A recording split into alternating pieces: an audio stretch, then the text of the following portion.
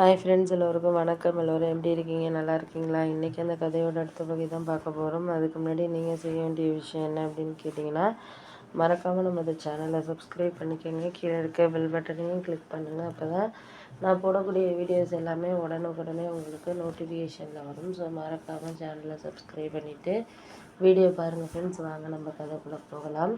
ஒரு சில விஷயத்துக்கு நம்ம எல்லாரையும் நம்ம இது பண்ணிட முடியாது, சொல்லிட முடியாது காரணங்களோ, இல்லை அவங்க ஏன் நமக்கு செய்யலை பண்ணலைன்னோ நம்ம குறை சொல்கிறதுக்கான வேலைகள்ங்கிறது இல்லை. ஏன்னா ஒருத்தவங்க அவங்களுக்கு பிடிச்சா நம்மளுக்கு செய்ய போகிறாங்க, பிடிக்கலன்னா இருக்க போகிறாங்க. அவ்வளோதான் வாழ்க்கைங்கிறது.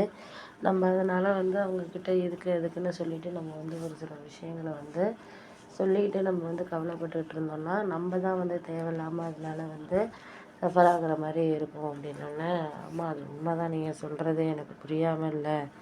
ஏன்னா எப்போதுமே ஒரு சில விஷயங்களில் நம்ம மற்றவங்கள சொல்கிறதுக்காக இருக்கட்டும், இல்லை மற்ற விஷயங்களில் நம்மளை பற்றி அவங்க என்ன நினைக்கிறாங்க அப்படிங்கிறதே நம்ம கொஞ்சம் கவலைப்படாமல் இருந்தனாலே போதும். கவலைப்பட்டோன்னா நம்மளுக்கு அதெல்லாம் சரியில்லாத விஷயங்களாகிடும் அப்படின்னோடனே, ஆமாம் அது உண்மை தான், நீ சொல்கிறதெல்லாம் எனக்கு புரியாமல் இல்லைப்பா. எதுவுமே நம்மளுக்கு அவங்கள கவலைப்பட வைக்கிறதுக்கான சக்தியாக ஒரு சில விஷயங்கள் இருக்குது அப்படிங்கிறது மாதிரி தான் இருக்குது அப்படின்னோடனே, சரி விடுங்க, அதை பற்றி பேசி என்ன ஆக போகுது, பேசுறதுனால ஒன்றும் ஆக போகிறதில்ல.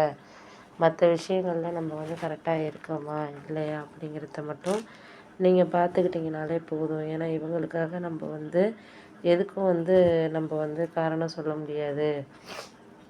ஒரு சில விஷயத்தில் காரணங்கள் நமக்கு சரியாக இருக்கும், ஒரு சில விஷயத்தில் சரியாக இருக்காது அப்படின்னோடனே, ஆமாம் அது உண்மை தான், நீங்கள் சொல்கிறதெல்லாம் எனக்கு ஒரு சில விஷயத்துக்கு நான் என்னால் முடிஞ்ச விஷயத்த நான் செய்கிறேன், உன்னால் முடிஞ்ச விஷயத்த நீ செய் அப்படிங்கிற மாதிரி தான் இருக்குது அப்படின்னோடனே, கரெக்டு தான் நீங்கள் சொல்கிறது, நான் இல்லைங்கள.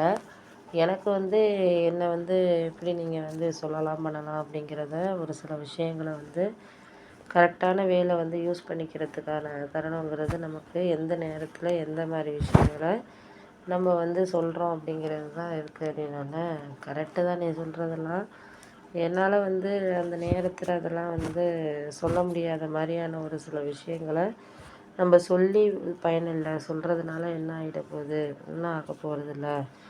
நம்ம முடிஞ்ச வரைக்கும் நம்மளால் என்ன செய்ய முடியுதோ அதை ஏற்றுக்கிறதுக்கான பக்குவத்தை நம்ம தான் உருவாக்கிக்கணும் அப்படின்னோடனே, அதெல்லாம் கரெக்டு தான், நீங்கள் சொல்கிறதெல்லாம் எனக்கு புரியுது.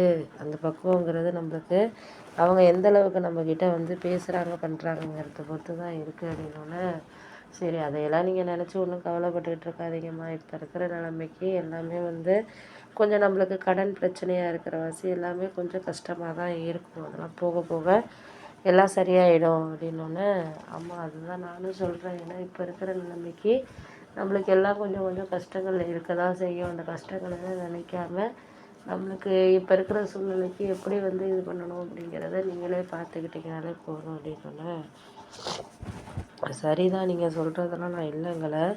ஒரு சில விஷயத்துக்கு ஒரு சில விஷயத்த கரெக்டான வேலை நம்ம புரிஞ்சுக்கிறதுக்கான தன்மைங்கிறது இருக்குது அப்படின்னு.